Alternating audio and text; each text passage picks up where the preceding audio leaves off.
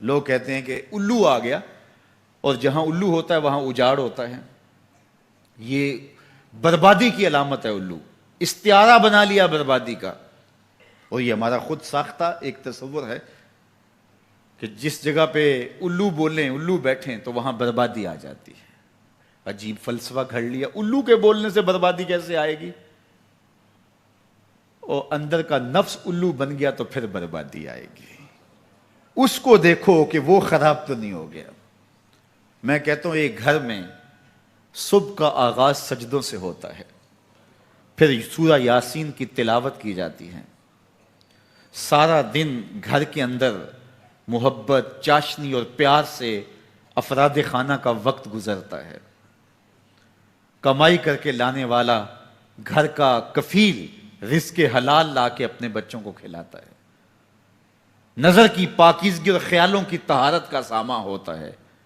شام کو سورہ واقعہ پڑھی جاتی ہے، سونے سے قبل سورہ ملک کی تلاوت ہوتی ہے.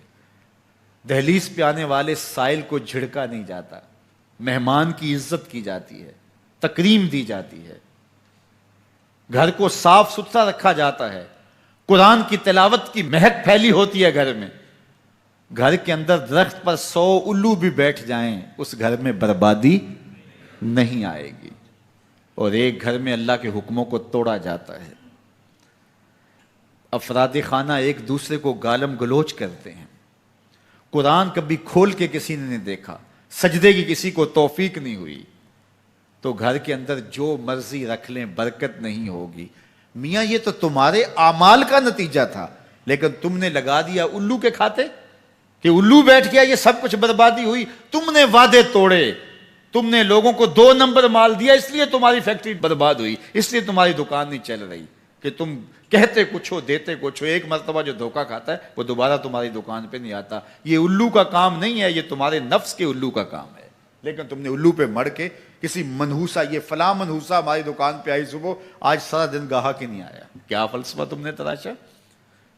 تو فرمایا ولا ہامہ، الو بھی کوئی چیز نہیں، ولا سفرا، اور نہ ہی سفر کا مہینہ کوئی چیز ہے کہ آپ سفر کے مہینے کے نام لگا کر کے کسی چیز کا انکار کر دیں. یہ اللہ کی طرف سے ہے جو تمہیں نصیب ہوتا ہے. وَإِن يَمْسَسْكَ اللَّهُ بِضُرٍّ فَلَا كَاشِفَ لَهُ إِلَّا هُوَ. اللہ تعالیٰ تمہیں کوئی نقصان پہنچانا چاہے تو کوئی اس نقصان کو دور نہیں کر سکتا سوائے اللہ کے. اور اگر اللہ تمہیں کوئی بھلائی دینا چاہے، تمہیں بہتری عطا کرنا چاہے، فَلَا رَادَّ لِفَضْلِهِ، اللہ کے فضل کو کوئی واپس بھی نہیں کر سکتا، لٹا بھی نہیں سکتا. اللہ کے فضل کو کوئی ٹال بھی نہیں سکتا. سارا زمانہ لگ جائے کسی شخص کو نقصان پہنچانے کے لیے، لیکن اللہ کی نصرت اسے نصیب ہو، کوئی بال بھی بیکا نہیں کر سکتا. سارا زمانہ کسی کو فائدہ دینے میں لگا رہے، لیکن اللہ نہ چاہے تو ایک ذرے کا فائدہ بھی نہیں پہنچا سکتے.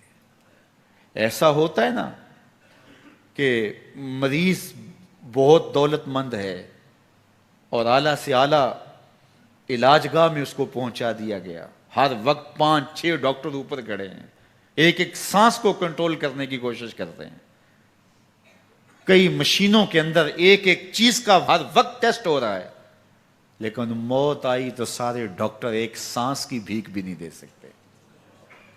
اور دوسرا بیمار پڑا ہے، ہاسپٹل والوں نے بھی جواب دے دیا، اس غریب کو کسی پرواہ نہیں کی ہے، اس کو باہر جھاڑے میں پھینک دیا. میرا مالک شفا دینا چاہے تو اسے عطا کر دے. شفا اللہ کے پاس ہے، موت اللہ کے پاس ہے، زندگی اللہ کے پاس ہے، خیر اللہ کے پاس ہے. وہ جس کو جو چاہے عطا کرے. اپنے عقیدوں کو مضبوط کرو، اللہ پر توکل کرو، اللہ پر بھروسہ کرو. وہ چاہے تو ہوتا ہے، وہ نہ چاہے تو کچھ نہیں ہوتا. اس کے چاہنے سے ہے اور اس کے نہ چاہنے سے نہیں ہے. اس لیے اس کے چاہنے